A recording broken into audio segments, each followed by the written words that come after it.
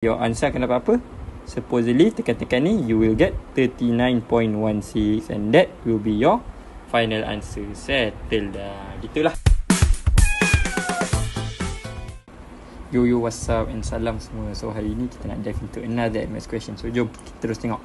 Okay, apa soalan dia cakap? Dia cakap diagram 1 shows the sector of OKL. Okay, ni sector OKL with center O where tengok ni keyword dia. OK equals to KL, sorry. OK equals to KL equals to OL. Okay, ni info dia bagi. Lepas tu dia bagi diagram ni. Okay, diagram 1 lah. Dan tiba-tiba A dia minta apa? A dia minta find in radians of angle KOL in terms of pi. Okay, macam mana kita nak dapat ni? Okay, tengok balik info yang dia bagi. Tengok dia cakap apa. Dia cakap OK equals to apa tu? Equals to KL. So ni sama. Equals to OL juga. Nampak tak? If semua ni dah sama, apa kita panggil ni? What triangle is this? This is what we call an equilateral triangle. Meaning apa? Meaning all the sides are the same. If all the sides are the same, apa cerita? Semua ni akan samalah. Gitu. So semua 60. So dari situ kita tahu KOL yang ni. KOL. So yang tengah-tengah, which is ni. So kita tahu dia 60 degrees. Tapi dia nak in apa? The answer wants in radians. So macam mana? Kita tukar cara in radians. Macam mana tu? So basically A ni just what? 60. Dan kalau tukar radians buat apa? Ingat radians unit dia selalunya dalam pi tau.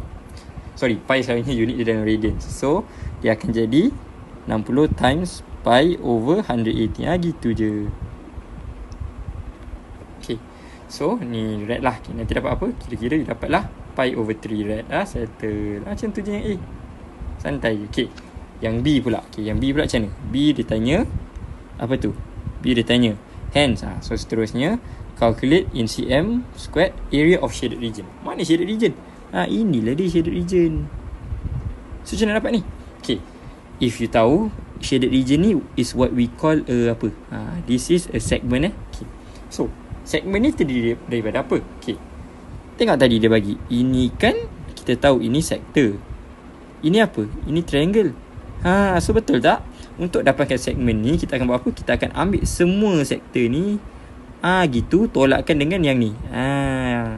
Yang triangle ni. Kan dapat segmen tu. So basically itu je lah the whole idea for B. So kita akan buat area segment tu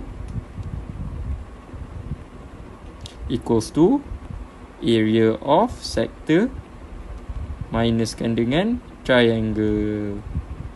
Itu sahaja. Lepas tu kita key in, dapatlah jawapan. Okay, so jom kita tengok.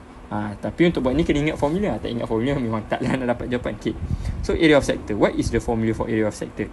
Kena ingat this is 1 over 2 r squared theta. Gitu.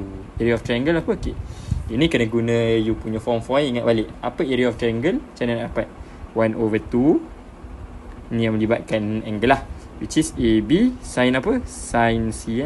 Gitu. Dan lepas ni nak buat apa? Dah you plug in je lah jawapan. You plug in je lah nilai dia. Okay, so apa nilai dia? Kita tahu R kita apa? 12 set 3. Okay, so kita letaklah 12 set 3 situ. Okay, so equals to 1 over 2 12 set 3. Kita dah tahu kan kita punya theta tadi apa? Pi over 3 kan? So 12 set 3 squared dan theta is pi over 3. Gitu. Then minuskan dengan 1 over 2 AB sin C. Macam nak guna formula ni? Basically sin C ni apa? Nampak C. C ni angle yang terkepit. Kita kan tengah nak cari area triangle ni kan. Kita ambil je lah ni. Kita tak kisah nak ambil angle mana-mana sebab semua sama je. Okay, so let's say kita ambil sini lah. So 60. So tapi ni kita nak letak C ni 60 ke pi over 3. Tengok, kalau you have a trigo kat depan dia, meaning sin ke cos ke tangent ke, always letak ni in degrees. Okay, so you akan letak tu sin 60 lah. And also AB kita ambil yang mana? Ambil je lah nilai yang kepit angle kita, which is dalam kes ni memang 12 set 3 lah.